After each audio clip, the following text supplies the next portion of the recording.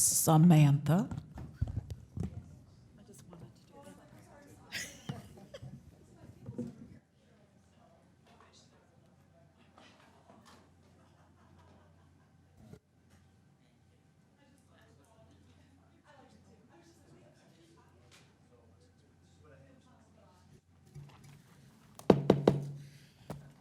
Good afternoon. I'd like to call to order the Committee of a Whole for July 8th. If the clerk could please call the roll. Councilmember Wood, Here. Councilmember Spatafor, Councilmember Washington, Councilmember Spitzley, Councilmember Dunbar, Councilmember Jackson, Councilmember Hussein, Councilmember Garza. We have Councilmember Spatafor and Councilmember Spitzley who have excused absences. They are both out of town on business. So with that, we have the minutes of June 24th. Councilmember Washington. I would Oh, move, you were not here, so Oh. That takes it to Councilmember Hussein. I would move the minutes for June 24th, 2019 as written. All right, we have a motion on the minutes. Are there any other questions or concerns? Seeing none, all those in favor say aye. Aye. Opposed? Passes unanimously. At this time, we have an opportunity for public comment. If there's anyone here for public comment, if you could come up to the dais, please give us your name for the record. We would appreciate it. And you can come up and you'll have 3 minutes.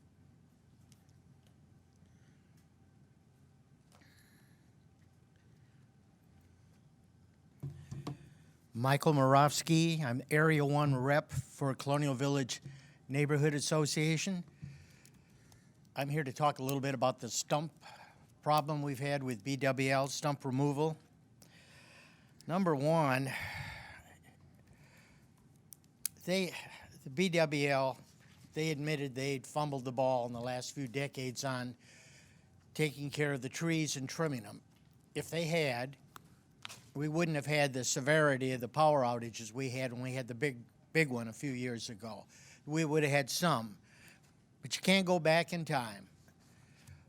But we wished that they would have contacted at least the leadership of the organization when they were going to come through, and we could have talked about some things. Now trees have been ruined. I think a lot of you have seen the trees, what they look like.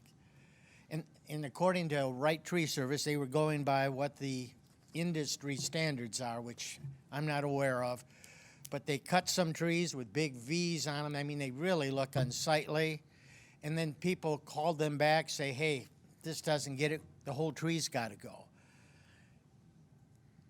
And we need replacement trees, not this silly tree program that they talked about. It seemed to be kind of a nebulous thing. I represent the older part of Colonial Village, and that's where the majority of the tree trimming was done, not some of the other parts, because on west of Pattengill, the utility wires go in the backyards, and so they don't have the problem with the trees out front. And we need some good replacement trees, not these little ornamental trees that have some cutesy little berries on them and are only so wide. We need some good trees like hedge maples where they go out more. Because when your lawn gets burned up in July and August, and then your central air, if you're fortunate enough to have it, has to run all the time, that's going to cost you more money too. I mean, they just ruined the character of the neighborhood. And I've sent emails to some of you guys about this, and I was hoping that you'd back me up at least on the budget part of it, because everything's money. That's what rules the whole works, and we need help from some of you representatives. This is the time to stand up for us, so we can stand up for you when it's time to. Thank you very much. Sorry I babble. Thank you. One moment. Is there anyone else from the public that would like to address the council at this time? Councilmember Dunbar. I was just going to say, I can hear a really annoying feedback with the delay from the TVs. I think the volume's on the TV, and it's probably really distracting to the speaker to hear their own feedback 3 seconds later. So is there a way that If we could can have turn City that TV down? check and see if there is, she's, thank Okay, you. cool. Thank you. Thank you. We appreciate it. Thank you. Yes, are you here Thanks, for Carol. public I would like comment? to just speak briefly. It's Ann Wilson. I live at 2619 Pleasant Grove Road. I'm in Colonial Village Neighborhood Association. I just want to echo some of the concerns that Mike had, but we would really appreciate if there were replacement trees that were in our neighborhood. Some of these trees that were there have been there for generations in our neighborhood. And also help with stump removal. The stumps are very unsightly.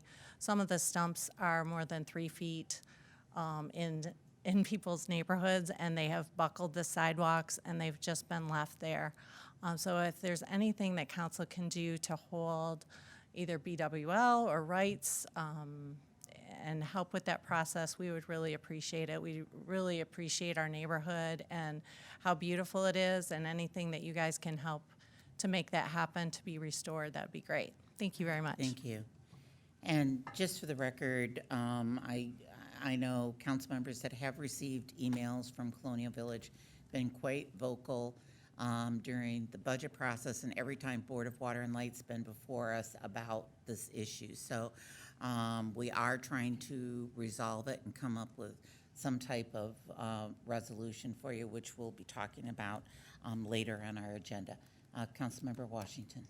Thank you, Madam President. I would appreciate it if this were a citywide issue, because I have a lot of folks on the east side that have lost trees, and we too would like to see a replacement tree for every time a tree comes down, because I agree.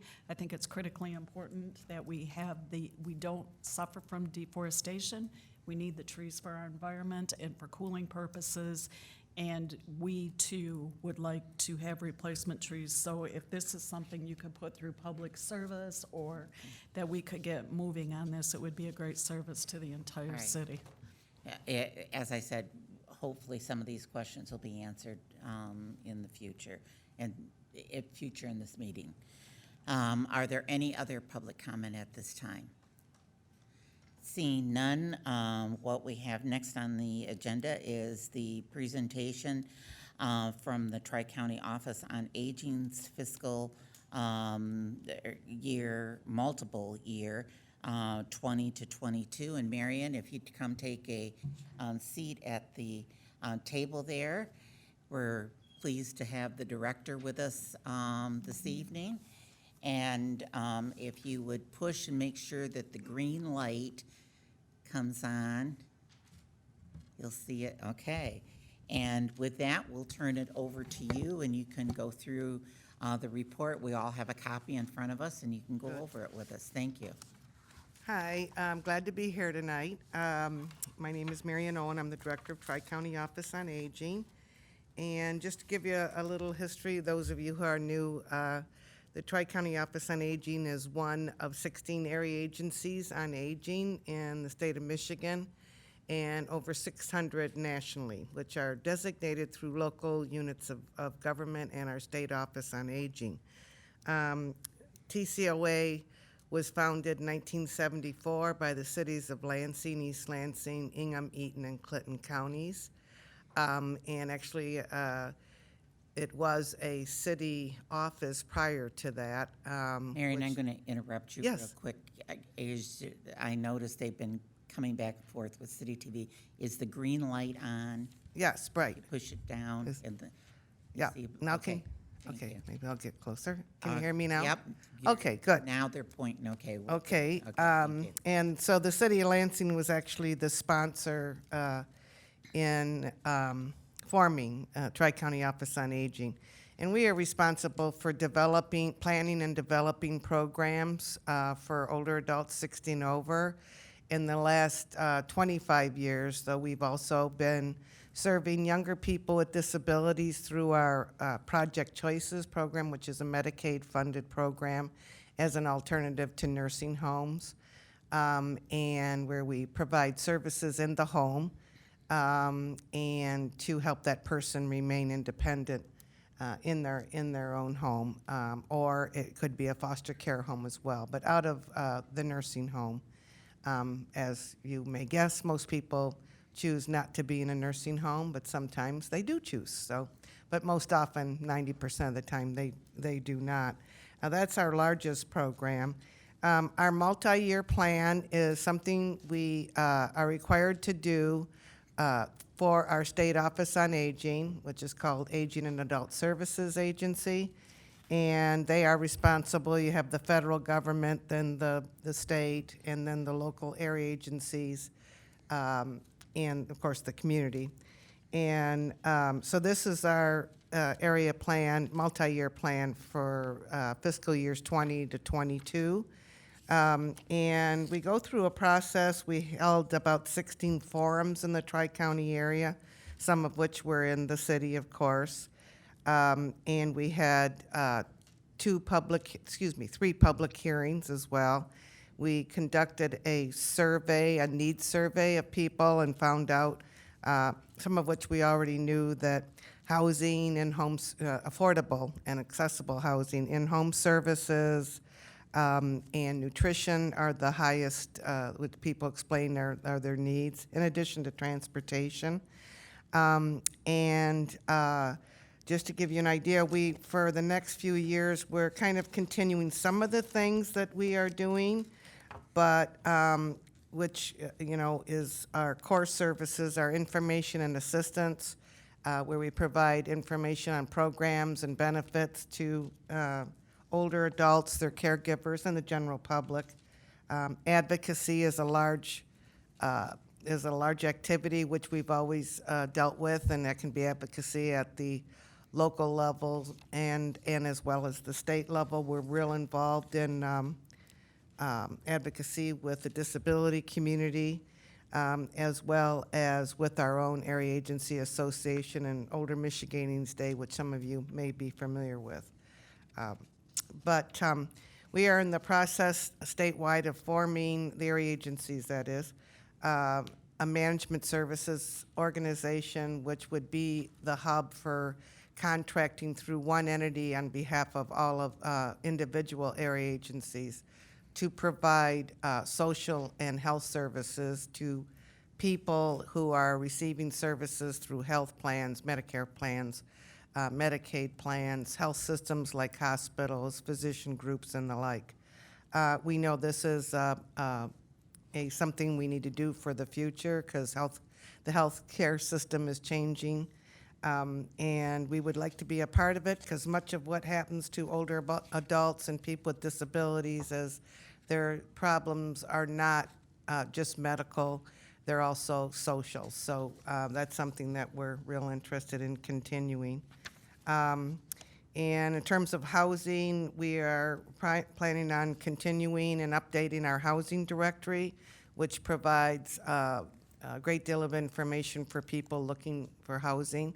It's a confusing maze, what's out there, as well as we plan on convening meetings with senior housing managers. We think that this past year there's been utility issues, air conditioning breaking down, bed bugs, all sorts of things, and we feel that the housing managers are isolated. They don't get to talk to one another nor talk to people out in the field, and we think that would be really helpful and supportive to them. We also want to reach out more to the LGBT community. That's a community that's underserved at all levels, but at the older adult and disability level, we're talking about people who oftentimes don't have equal access to health care. They don't have they have difficulty locating physicians that accept them, and they also have a lot of issues that are social in origin, and we want to reach out to them more. And we do have a resource book now that our area agencies have that is assisting area agencies in providing more information on communicating, especially with persons in the LGBT community. And older adults in that community have, because of the experiences, a lot negative, that they have a lack of trust, and that's something that we we'd like to build on. So we're going to be doing that in terms of the nutrition program, which is popular, the Meals on Wheels program. You're all familiar with that. We're going to be, again, seeking additional funding to provide a larger area where we can prepare meals, whereby then our participants can choose their meals, rather than, right now, we don't have the capability of doing that, but that's something we'd like to offer is more choice. And as always, we're needing volunteers to deliver meals. So that's something that we're planning on doing. And caregivers, we're continuing our efforts to support caregivers, to provide them relief, because many of them are charged with 24-hour care, and so we have respite programs and adult daycare. We've also, in the last few years, have been providing evidence-based classes, which people really, really get a lot out of, for to assist them and support them and caring for persons, especially persons with dementia, which is one of the most challenging. To conclude on this, last year we served over about 17,600 persons 60 and over in Lansing. Many of those were through our information and assistance. We provided over 300,000 hours in in-home services through our provider network, which is very active provider network, home care agencies and the like, and respite. And we served over 228,000 meals to older adults in Lansing. So this is our area plan, multi-year. We also have to do one in between that we have, and it's got a lot of information. State makes us fill out a lot of paper, but anyhow, there are some of our goals and objectives are in there, some of which I've provided an overview.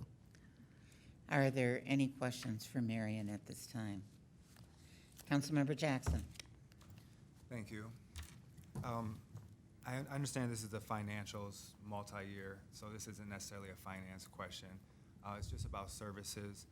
And I know there's a lot of challenges for aging people, but one of the things that I've heard is just on yard care and like fall cleanup.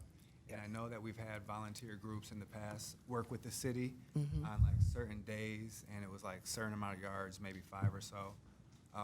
Is there any resource for, maybe a person who needs help with, trimming or some of the?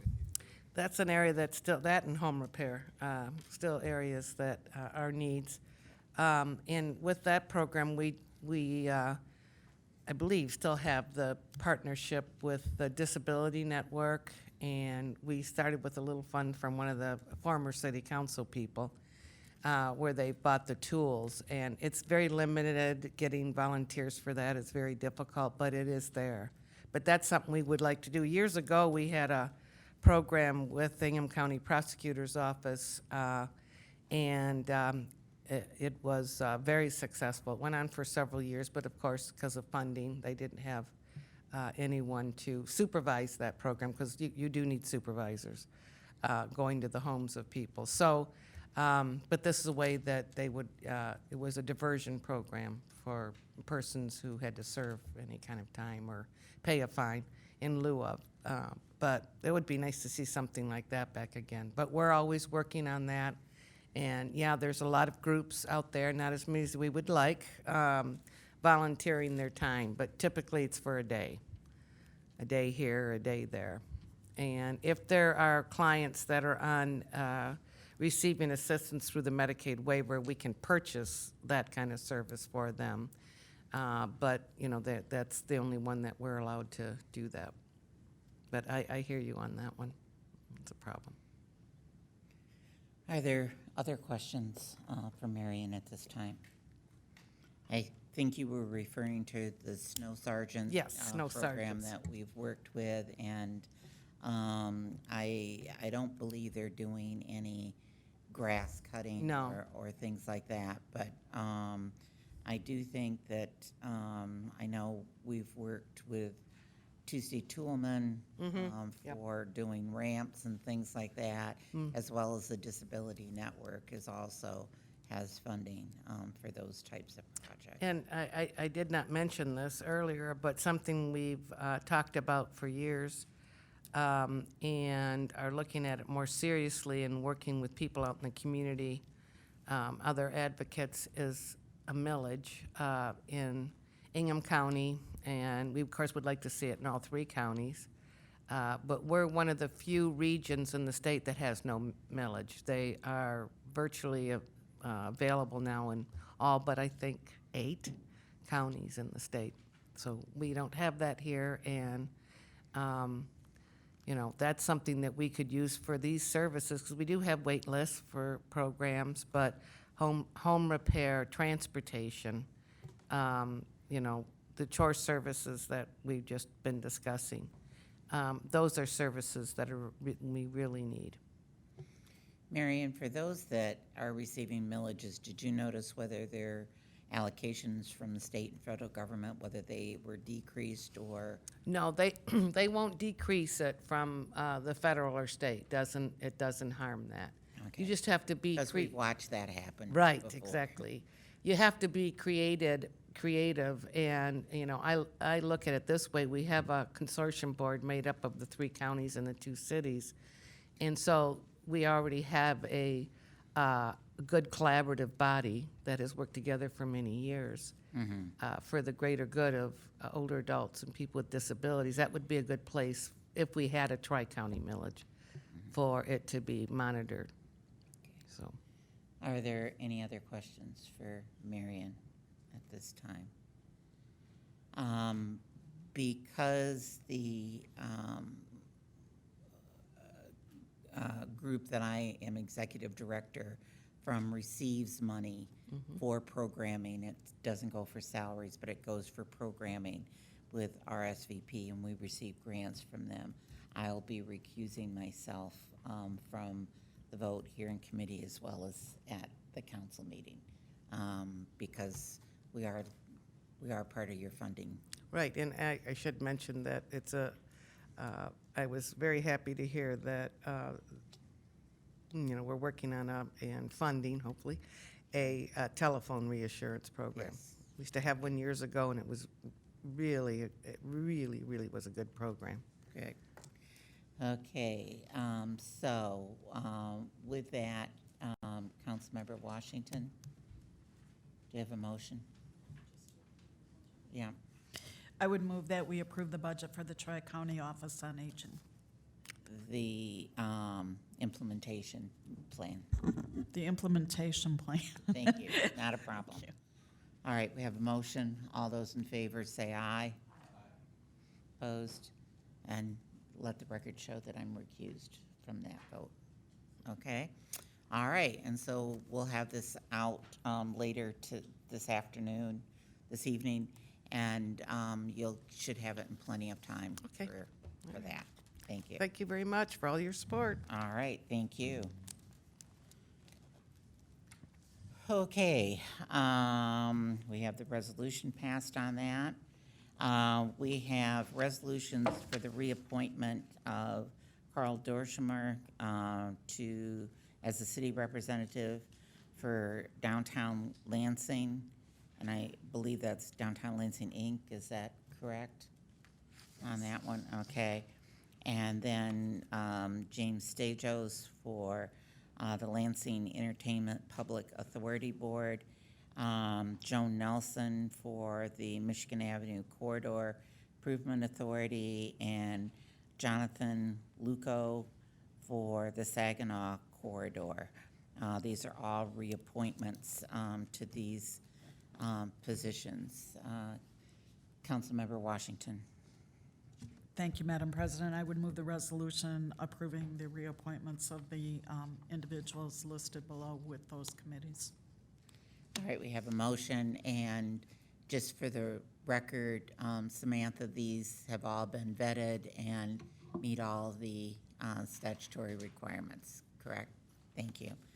With that, all those in favor say aye. Aye. Opposed? Passes unanimously. At this time, if we could have, I see we have members of the Board of Water and Light, and we also have the Director of Public Services. If you could come down up in front, we would appreciate it.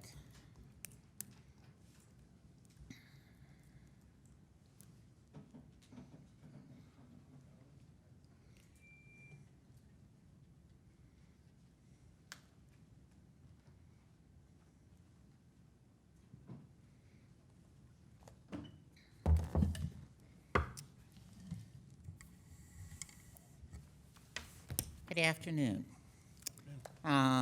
Something that we've been discussing, and I know the administration's been taking a look at it. This has been an issue for a number of years since we stopped grinding stumps due to budget constraints and the fact that we were furloughing public service employees at the time. This became more prevalent in the Colonial Village neighborhood with asking that we look at starting that process back up again, working with the Board of Water and Light to try to rectify some of those issues. We realize that there are a number of stumps throughout the entire city, that this isn't the first trees that the board has taken down, but we have to have a starting point someplace. So the question that I think a number of us have been asking during our budget talks and that was, is there the ability to create a plan to start looking at removing these stumps and moving forward into the future and looking at other areas as the board is moving through, as well as going back and looking at some areas that that we've taken down trees. Mr. Director, Ian. Thank you, Council President Wood. So from the city's perspective, for about 10 years now, we have not been taking stumps out. And based on our data through CityWorks, we had Tree Keeper that we've migrated over to CityWorks, and the data there shows about 5,300 stumps throughout the city that are existing at an average cost of roughly $400 per stump to remove. So we're talking about a $2 million issue here to reprioritize whether it's tree trimming or tree planting or some other city function if we were going to remove those with city forces. I'm not going to speak for the Board of Water and Light, but will say that during their tree trimming and removal, they followed the same standard the city is following, and the board does not have requirements in other communities to remove stumps when they do removal. So, any change that we would make, we would have to reprioritize the activities that we're currently doing with our forestry staff, and I think on the Board of Water and Light side, they would have to reprioritize their policy as far as stump removal in the communities they serve. Do we have equipment that the board could utilize if they so chose? So the city, the best piece of equipment that we currently have, our stump grinder, I believe, is a 2002 piece of equipment with 600 hours on it. And that's probably the best piece of equipment we have for the stump removal process. But it also includes kind of front-end loaders to be able to take that away, put it in trucks. And then if we're going to restore, then we also need equipment to dig out, put topsoil in and seed. So we are challenged with equipment if we or the board were going to do that with the equipment that we currently have. Okay, so what has the board looked at? Are you here to speak on behalf of the board? Yeah, we, the last time we were here, General Manager spoke about how we'd work with the city. So we haven't had any official plans brought to us as to what exactly would be the plan going forward. So we are still in the research process of seeing we don't have the stats for you today on how many trees have been trimmed or what the magnitude of this would be. But those are things we can look into for sure.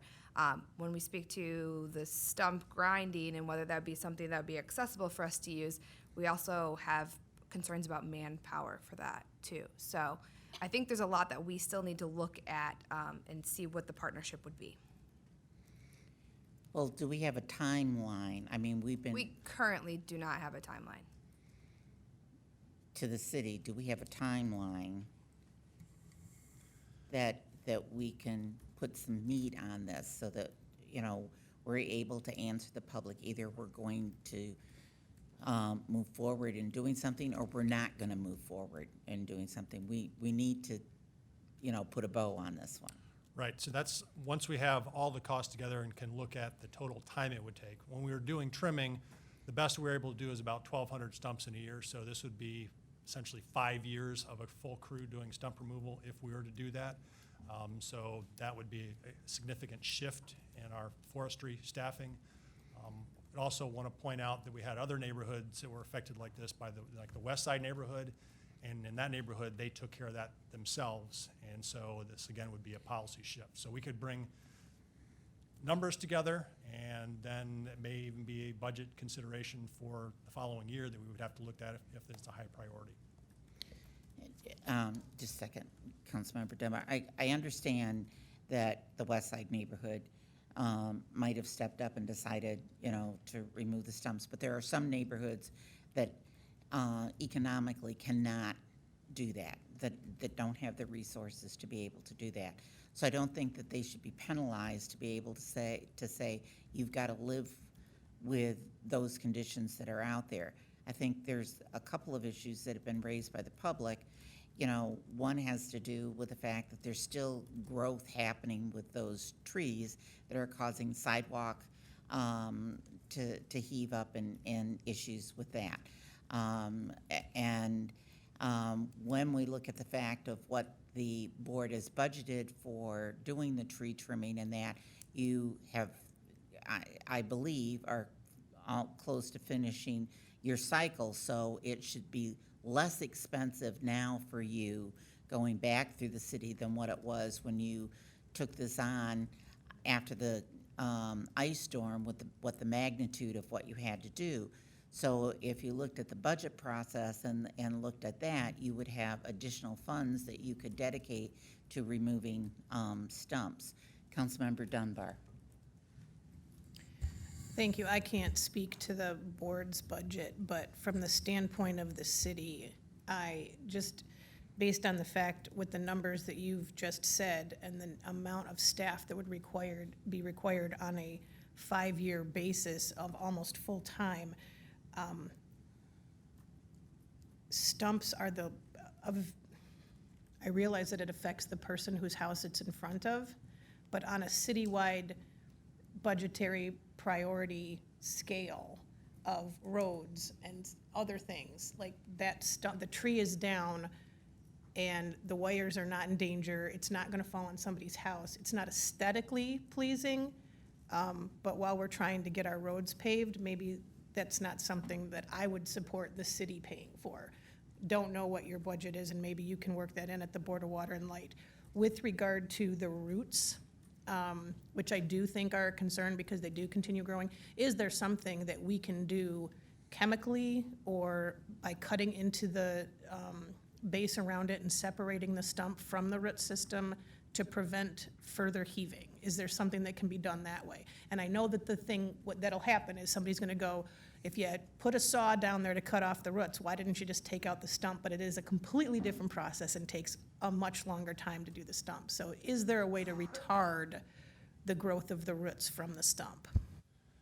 That's something I think is probably species dependent, and I would have to check with our forester on exactly how they would go about that.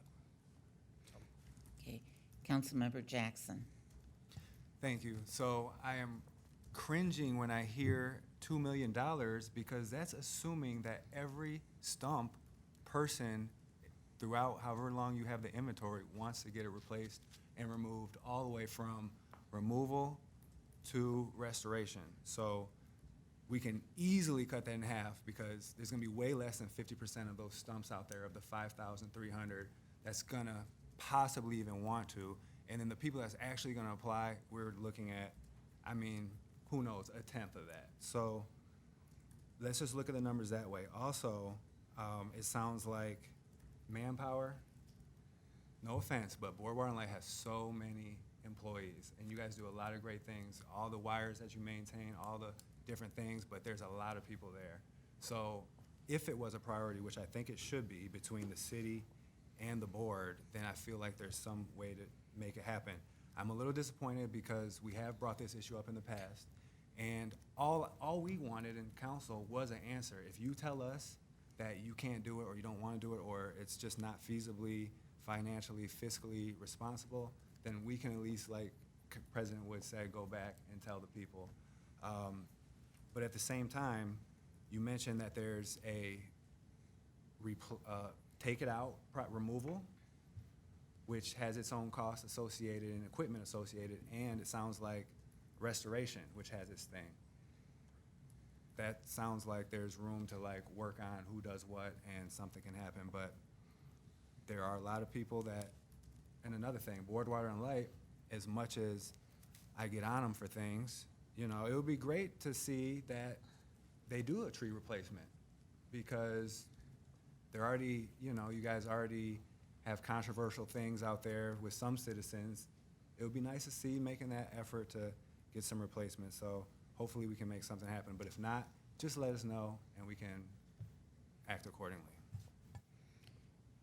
The question is, it was my understanding both the city and the board do tree replacements. Is that not correct? Yeah, that is correct. And so it's on a case-by-case basis with your tree and whether it will be replaced or not. And then we also work with the city if it's going to be in the easement, which is usually the more complicated issue for the homeowner because the tree is in the city's property. So, And on the ones that are in the right-of-way, it's my understanding there are only certain species that you're allowing to be put in there because you don't want to create another situation where it's affecting the wires. Am I not? correct. Yep. And so the city has, prior to the Board of Water and Light, you know, with this trimming, we had preferred species in the right-of-way. So a lot of the huge trees that you're seeing out there that have stumps that are, you know, 4 feet across, those are not the type of species we would be replacing back in the green space there, because a lot of those are causing the sidewalk heaves, they're causing curbs to heave up, and they're the ones that grow up into the line. So they will be smaller species anytime we replace trees that at least have overhead wires, and you're not going to have a large green space of, say, 10 to 12 feet. Councilmember Washington. I have to say that I agree with Councilwoman Dunbar when the number one complaint I'm hearing is streets and sidewalks, period. That's where people want the money to go. But on the other hand, I know I also agree with Councilman Jackson that I think we can do something that's not so cost prohibitive. I'm not hearing so much basically in my areas about the stumps as much as I'm hearing people would like a tree put back in. And I'm sure that doesn't cost as much. We just put 22 trees in my neighborhood. And true enough, they're small, but they'll get bigger. And so I think there's got to be a way we can do it that's not going to cost millions of dollars. And maybe we have to forego the stump removal in most places, but could we get a tree up? I just think it looks really barren when all the trees are gone and you just have a bunch of stumps. But I will agree with Councilwoman Dunbar that that's not the main concern I'm hearing out there. Councilmember Hussein and Councilmember Garza. My question actually pertained to the decision-making process and the choosing of species for replacement. But Councilman Washington's comments made me think of another question. When you talk about leaving a stump and the existing root system, does that impact where you can plant another tree? Yes, it definitely does. So in general, if we were going to replant a tree right where that old tree was, then we have to remove that stump, and sometimes significantly more, you know, in depth than if we were just going to leave it there and say move 10 or 15 feet away. So that is more costly. Otherwise, we could maybe grind it down to 2 feet below the ground. Maybe a difficulty, you're not going to be able to plant other things there. Grass would still grow, but if we want to put a plant or a tree right where it was, then you really need to either remove the entire root system or at least grind that stump down. Our standard is about 5 feet by 5 feet by 2.5 feet down when we grind that stump and, you know, grade that back and seed that. My question actually pertained to adjacent. So with existing root systems, I can still plant 10, 15 feet down and not compromise the integrity of the tree I'm planting. Most Is that of the correct? time, yes. They will still because establish themselves. In general, over a period of time, that existing root system, the old tree, Yeah. will decay as the Okay. new tree is growing up, so it shouldn't be in conflict. And then just to, a couple comments I heard, $2 million, that certainly seems cost prohibitive. Whether you're talking the money, the resources behind it. If we were able to come up with something practical, however, for some part of the city, I completely agree with Councilman Washington. Colonial Village, I represent a small part of Colonial Village, and it is an exceptional neighborhood. They have much infrastructure in place. They have 3 districts. They have liaisons for each district. They do great when it comes to advocacy and things of that nature. But there are other neighborhoods that I represent, other citizens I represent that are part of neighborhoods that don't have that infrastructure in place to onboard issues and to advocate and I want to make sure that whatever we come to, that there's equitable distribution of resources and things of that nature. So I certainly hope the conversations continue, and maybe we can find something that is palatable. When it comes to forestry, our forestry department, can you refresh my memory in terms of how many staffers we actually have within forestry? And as an example, how many do we have dedicated to tree trimming? I should have looked at these numbers before I came, but I know it was significantly less than we used to have. In general, we're putting out about 2 crews at a time, so we have kind of one hazard trimming crew and one that's doing normal pruning. But we have not had, again, like a stump removal crew in about 10 years. And unfortunately, a lot of our existing forestry employees are getting closer to retirement, and it's hard to fill those positions. So we're probably looking at a challenge over the next, say, 3 to 5 years, where we're going to have a number of positions that we will have to fill to even maintain our current staffing levels. And last question, so you speak of putting 2 crews out in terms of tree trimming. How many trees are we responsible for in the city of Lansing, roughly? Do you know? Is it north of 50,000? Thousands, yeah. I mean, I Okay. know we have 20-something thousand street signs. I know we have, 40,000 plus residential properties, and if you assume each property maybe has 1 tree or maybe half a tree, yeah, so we're, probably 20 to 30,000 trees in the city. But Councilmember Hussein, along with that is the wires running through those, that a number of those are being Yeah. also taken care of by the Board of Water. Well, and I certainly understand, so when we have a tree that is near Board of Water and Lake infrastructure, that you take care of that. We have, unfortunately, we found ourselves in a position within the city of Lansing where we now have trees that we're responsible for that are overgrown to the point where people can't even pull into their driveway. And there's damage to vehicles, and there are people that can't traverse sidewalks. So we need to, as we look at budgets in the future, we really need to look at forestry, capacity, things of that nature, because it's a problem. Well, Significant. that's a good point. The board is obviously, their wires are above the trees or next to the trees, so they're concerned more about the crown of the tree. We're concerned about that for the health of the tree, but obviously down low over sidewalks and over roads, we have a lot of areas with mature trees that limbs are in right along the curb line. Our trash trucks hit them, recycle trucks, plow trucks, and so we'd really like to get those trimmed up as well, so we don't have issues, and the public that's driving larger vehicles don't have those issues. Okay, I've got Councilmember Garza, then Councilmember Washington. Thank you, Madam President. So when you talk about over 5,000 stumps throughout the city that need to be replaced, and it's a $2 million cost, is there any way that we can maybe narrow that cost down? Because I understand, sidewalks and roads, that's our big infrastructure, that's what the constituents want, that's what I want. But what about the stumps that are still heaving the sidewalks and damaging our sewer systems, that are going to our houses? Can we maybe take a look at that? If you do decide to go into replacing stumps, maybe hit those ones first so they don't continue to ruin our sidewalks and roads and our sewers, and maybe that narrow it down to a smaller number.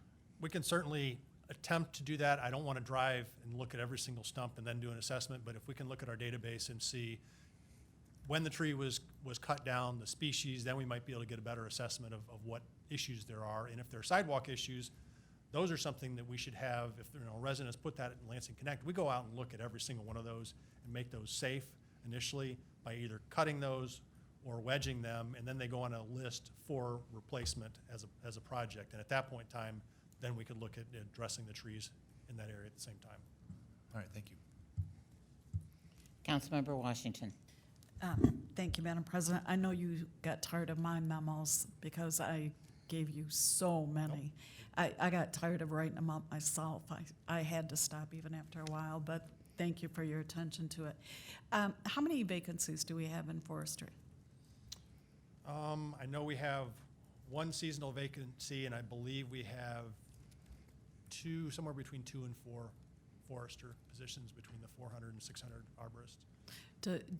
I guess I'm wondering if we fill those, can't we fill those with folks that we could train to do the job as people retire and move them up? Or do they have to have a specific skill set when they Yeah, come so in? Right now, we are hiring, basically, they need to be a licensed arborist to come in there. Now, we can look at some of those positions and see if we can come up with some type of, trainee program, but we'd have to change the job description of what's required now for the come in, because Well, we're maybe we- assuming they come in, hit the ground running, and can do the job. We do have seasonal positions, and those do not require the same kind of skills. So it's possible we could build internally and have more seasonals, and those would be trained so they could move into those positions. Yeah, because I think a trainee position would be excellent. And I know there are ways to do that. After so many years, you get to move up or whatever. And I appreciate you talking about the pruning, because there were a couple times I got smacked right in the face walking down the sidewalk. It's bad. So thanks for all you do, and continue the conversation so we can work this out. It would be really appreciated. Councilmember Dunbar. With regard to, I had this thought going through my head about PACER ratings for stumps. And you're not gonna go out and you're not gonna look at every stump. But for those who have a stump that is especially heaving a sidewalk, I mean, that is obviously something that they're not gonna drive out and find it, but anybody can report that. So it would get into a database of a stump that would be on a priority list for removal. Now, again, I'm not saying I wanna go on a citywide stump removal spree. And I do think that if we did offer it, anybody that had a stump would want it. I know that Councilmember Jackson was saying that, not everybody would, but I think if they figured we were paying for it, they would. I mean, I'm guessing. So, yeah, I mean, I'm fine with, like, in priority areas where it is affecting something other than just aesthetics. But again, if you could find somebody that you can hire even as a seasonal that doesn't need to be an arborist, that could be told after an arborist checks a location, okay, you can go in there and grind without any other certifications, I could see that happening. Are there other questions at this time or comments? To finish up this with the Board of Water and Light, here are some of the requests that I have. One, I know that there had been a pledge early on with the board that when they came into an area, that they would meet with the neighborhood associations or watches in that area, or have a community meeting to be able to talk to the residents about the tree trimming and that, so that there would be some coordination of what was happening. It sounds like, especially in Colonial Village, that might have dropped through the cracks, and so I'd like to see whether the areas that you're going into, are you having those neighborhood meetings or not? And if you are, then please let council know about where those neighborhood meetings are so that we're able to be there as well. That's my first request. Second is, we are still having issues in the Colonial Village area, and I think they're over in the Luton Bridge area now, where they're taking down trees, where you had a list of companies that were taking wood that have so much wood that they're not taking them anymore. We now have the potential of having our residents being cited for trash and having this wood there. If they are calling and not getting someone to pick that up, we need to work with the board to get that wood picked up, so that they are trying to maintain their lawns, they're trying to take care of them, and when they have a half a cord of wood sitting in their front yards. They're not able to mow around it. They're not able to weed whack around it. And when we're talking about a 70-year-old woman who might be living by herself and not have somebody there to help, that's not a good reflection. 3 is, I still want you to go back and, I know Calvin's back there taking notes for me. I want to see if there isn't some compromise with the Board of Water and Light to look at the fact that now that they can reduce their budget because they've gone through the city, if part of that can't be incorporating removing tree stumps where tree stumps have to be removed. And maybe the criteria on this is that not where a resident has asked the tree to come down, but where the board has determined that the tree has to come down, might be part of the criteria with that. Lastly, our next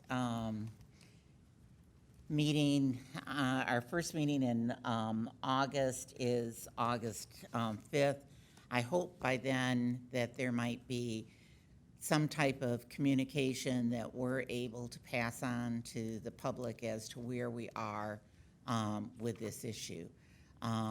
As for the tree replacement issues with that, I would hope, and Chris Klein, who's the president of the Colonial Village neighborhood, if you would reach out to Chris and let him know that there are options for people that would like trees planted where trees have come down. I would appreciate it that you reach out from the board and the city to them on that.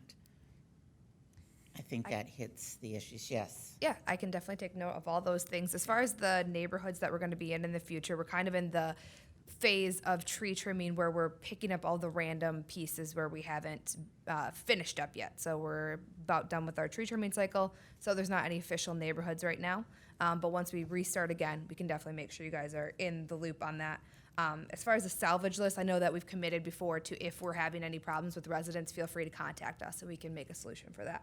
I'll definitely talk further about the budget, and then the tree replacement. I've been in pretty good contact with Chris Klein, so we can talk further about what options there are. But usually we work that out with the homeowner. And then this year we also did the neighborhood grant program, so you can get trees for your full neighborhood. So hopefully they will want to participate in that in the future. As far as the wood, the information that you're putting out, that I've seen, just has the list of the numbers of the different places that you can call. It doesn't state on there that if none of these reply, please call us back and we'll work something out. Yeah. So We can if work you on could that communication. for Modify sure. that would be appreciated as well. Definitely. All I right. appreciate the feedback. Don't go anywhere, Andy. Is there anything else for the Board of Water and Light and the tree stumps? Nothing? Thank you very much. Thank you. Okay, Andy, a couple of things since you're here. The construction work has started on Martin Luther King. And even though we knew it was coming and that, suddenly there it is. And I know that the public has some concerns trying to figure out how you get to go north is become almost impossible. You have to go almost down to homes to turn around to come back to go north. Can you talk to us a little bit about what's happening with that? And the intersection of Martin Luther King and Pattengill, is that now opened, or where are we with that? So this is a challenging project with the fact that we've had to shift traffic. All northbound traffic is really in one of the southbound lanes, which makes access to those properties in northbound MLK a little more difficult. However, they are able to, enter. We sent them separate postcards for the folks south of Mount Hope, north of Mount Hope. So the people on the east side of the road can enter from Rundle onto northbound MLK, that local access, and then can go up to Mount Hope and turn off of that. And then people north of Mount Hope can come to Mount Hope, turn right, and go up to Moores River Drive, and are able then to either enter the traffic there or go back around. Obviously, residents can use the local streets to cut in and out. We're not going to tell other folks that they should be cutting through neighborhood streets. But because the only two cross streets there that are open would be Home south of the project and Mount Hope kind of in the middle of it, it is very challenging for folks to be able to make turns along that area. In fact, it's not possible to make left turns along the area. And coming from the west side, really all you're able to do is make a right turn to go south, or if you're at Mount Hope, you can go across and go over to Washington. I wish it were easier, but with the fact the indirect lefts that are there, while that's a boulevard, and the fact that now we only have one northbound lane, we can't have folks that are northbound trying to sit in traffic and make a left turn across 2 lanes of traffic and blocking everyone up. So I think we can do more to get information out. Hopefully, over the next week or so, as people figure out what they can and can't do, traffic will shift. And then this project is supposed to last, it's 80 days. The majority of the work is going to be in this current phase, and then the last part, it might be like 50 days and 30 days, will shift over, confuse people again, and shift all the traffic to what's currently the northbound direction, still having 2 southbound lanes, 1 northbound lane, and then somewhere in that time period, MDOT will probably start their project south of railroad tracks, going from 550 feet south of Victor, where the concrete pavement starts, all the way south to the Edgewood Pleasant Grove intersection. So we're still trying to coordinate that work with MDOT and figure out how our project works with theirs and all the traffic control. So Okay. So Mount Hope now is open. Mount Hope is open. Even though there's Yes. signs up saying that it's not open. So it was just reopened today, somewhere between 12 and 1, so the signs might not be down yet. Okay, but- because I was through that area around 2:30, and Yes, so- because it was being striped today and is now back open, and that Okay. was done, and there was little delay because there was some signal work that had to be done to switch things over. But my understanding, and I have not been out there yet today, is that everything is open the way it should be. There might still have to be some tweaks to signal timing and signage and other things, but it's in the configuration that will last for this phase of the project. And, just one second, Kathy, okay. And, I was in that area at 2:30. The one lane going north was backed up for 5 blocks. Okay, I mean, the south lane, because there's 2 of them, seem to be moving pretty good. But I will tell you that there was no way, I mean, it was a crawl, to get through. So just letting you know that. and I'm not saying that's what we hope the first day, but our hope is that people will find alternate routes. We're assuming a certain percentage of the traffic that's on MLK can shift over to Waverly, can shift to Washington, or take some other route. Normally, we don't make significant signal timing changes until about 2 to 3 days in, because we want the traffic to stabilize. And any time that we would take, or we would add to MLK, we're gonna take away from Mount Hope that we don't wanna do, and there's only so much capacity to get through Right. that intersection. Okay. Councilmember Dunbar. We just had this talk in public service. So basically, on the northbound, you've taken 3 lanes of northbound traffic and put them into 1 lane on the one side, and I understand why. I think the confusion that's happening even from the neighborhoods, and maybe it would help if we had some type of an interactive map that goes up on the website that we can point people to, because there's a lot of different changes in play. When you come out of the west side of MLK in those neighborhoods, it's now right turn only. Correct. So you can't make a left turn. So you make a right turn if you come out onto MLK and you do drive all the way down to Holmes, make a U-E, and come back up. Because we don't recommend you actually doing it in the middle of the road by the railroad tracks, right? I'm assuming? Probably that's not a No, good idea. okay. And then there really is no way to turn, except southbound into making a right, because you can't do a southbound left in any direction. And you can't really do a northbound right in any direction. So at least showing people that they could, you know, somehow get onto Mount Hope, like we talked about. Anybody coming from southwest Lansing that needs to get through there can come up to Mount Hope off Pleasant Grove and shoot straight across. So if you're already on Mount Hope, headed eastbound from the west, you can get across that. If you're on MLK, you're not getting on Mount Hope from there. You're gonna have to go around in some way. But it would be really helpful to have, like even like CATA does, where, you know, you plug into CATA and say, I'm here and I wanna get there, and have a suggested route come up that, especially if it diverts them off of MLK, because I think that that's gonna be the easiest way, is to get them onto a diverted route.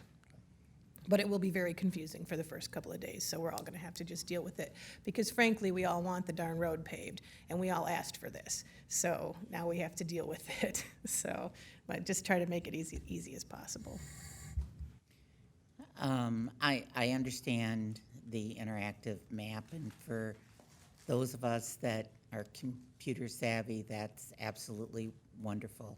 But I will tell you, a group of people that I work with, right now, we had to cancel a class that we were giving because there was no way that we could explain to them how to get to us in a one call now explanation, and 90% of them didn't have email. So we couldn't even email them the map to show them. So, you know, I think that as we look at these things, we also have to remember that we have those that have the ability and the capacity to go online and to plug in their cars to tell them how, and I'm not even sure right now whether that would be showing up No. for the amount of time that this is out there. So I think part of what we also have to do is make sure that we've got something that we're able to give to people to make sure. And that end of Martin Luther King, we do have senior living facilities and different things like that we need to be dropping stuff off at their doors and letting them know that. Are there any other questions about MLK? Okay, and I know you discussed this in public service, but I'm going to ask you here because it's an opportunity for people to hear it again on TV, and we can point people to that. We received the press release of what was happening with the blue bag situation. A number of us have received posts on emails or on Facebook asking about things like, my grandmother went out and bought a case of bags because that's what she does, and is she going to get her money back on these?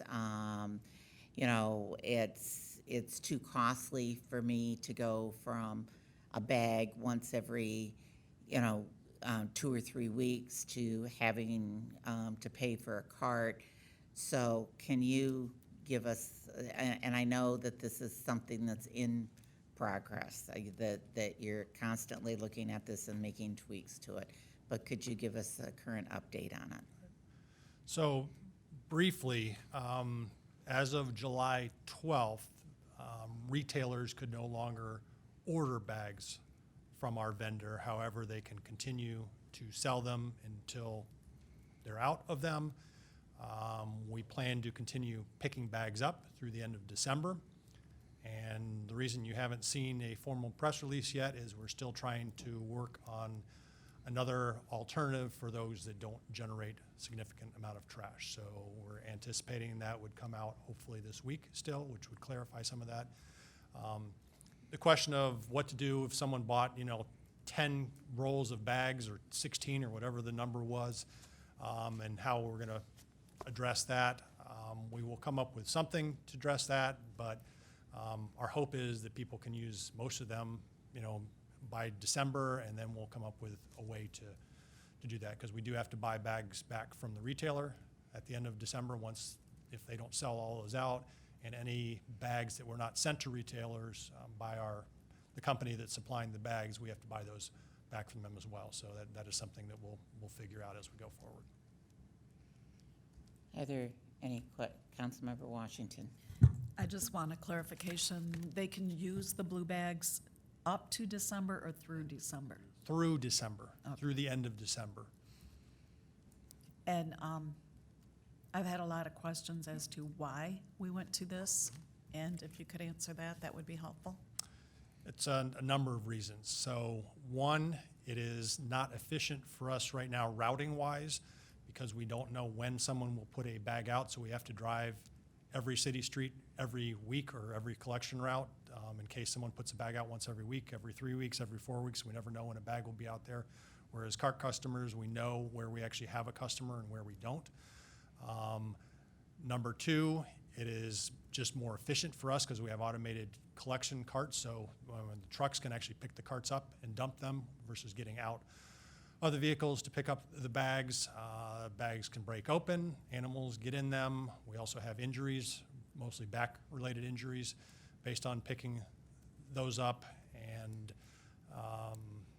we're still trying to, obviously, with coming up with another solution, address those that do not generate a significant amount of trash. I mean, the mayor uses bags.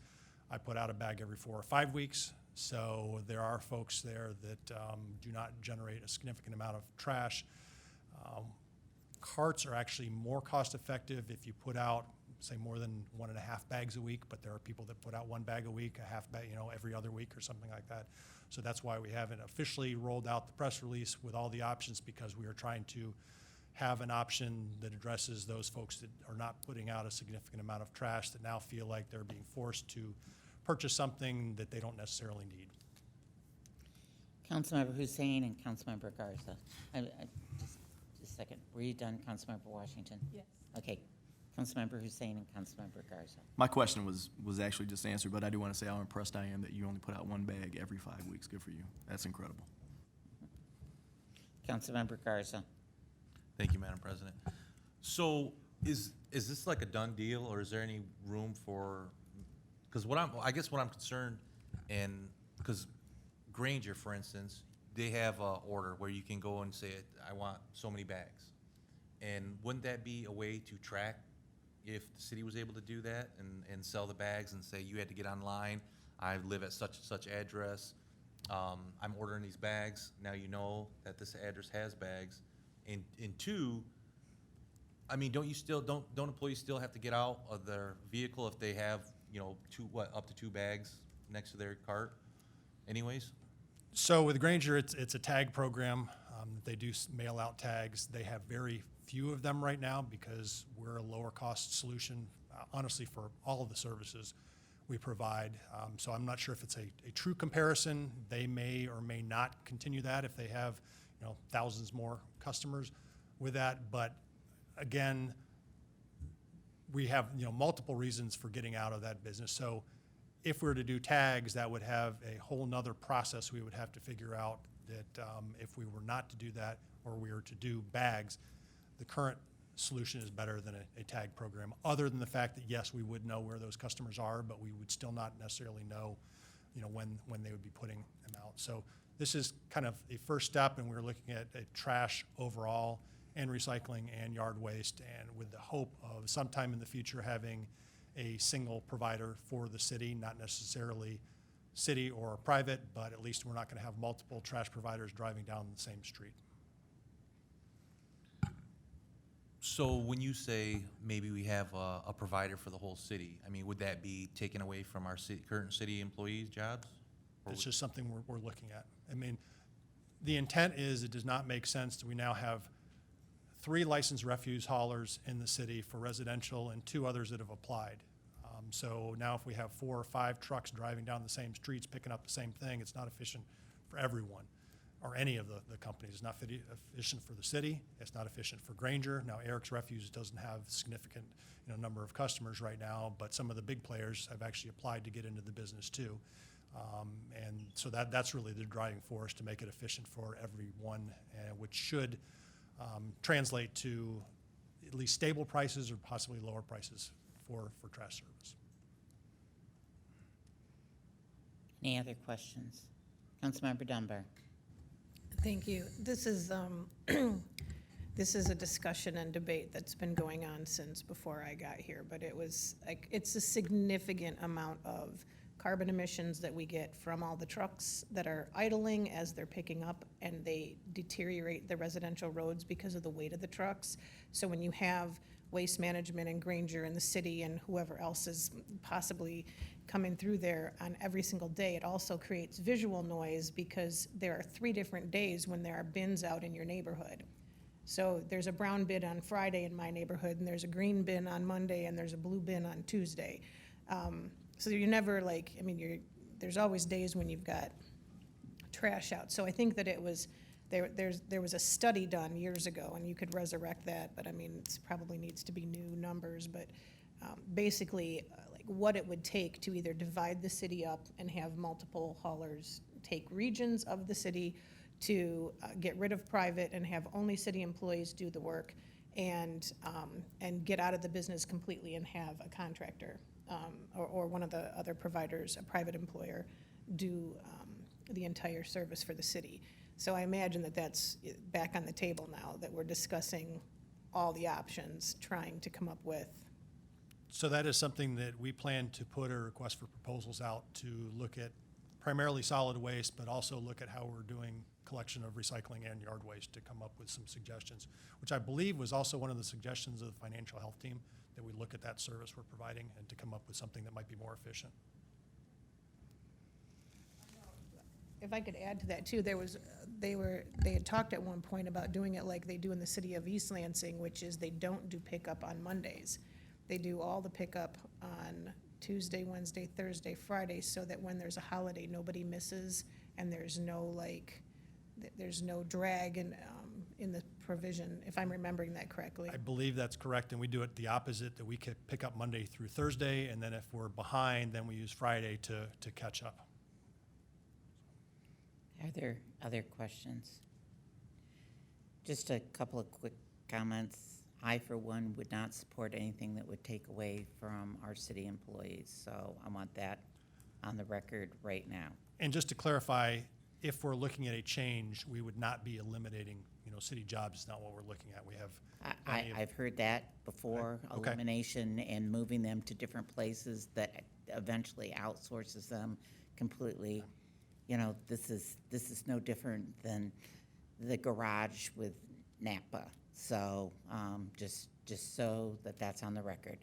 Second of all, I realize that there are a multitude of reasons on why you looked at this, but I think one of them that is is difficult for the public to understand is when you say that you have to drive every street. Are we saying that we have a street in the city of Lansing that does not have a blue card on it? portions of streets, yes.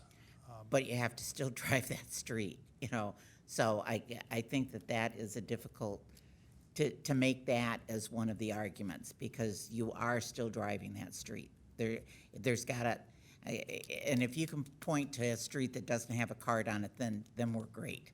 But if you can't, then I think that's a difficult one to use as part of your criteria. Okay, with it, are there any other questions or concerns? Seeing none, we will stand adjourned. It is 6:45, and we'll be back here at 7.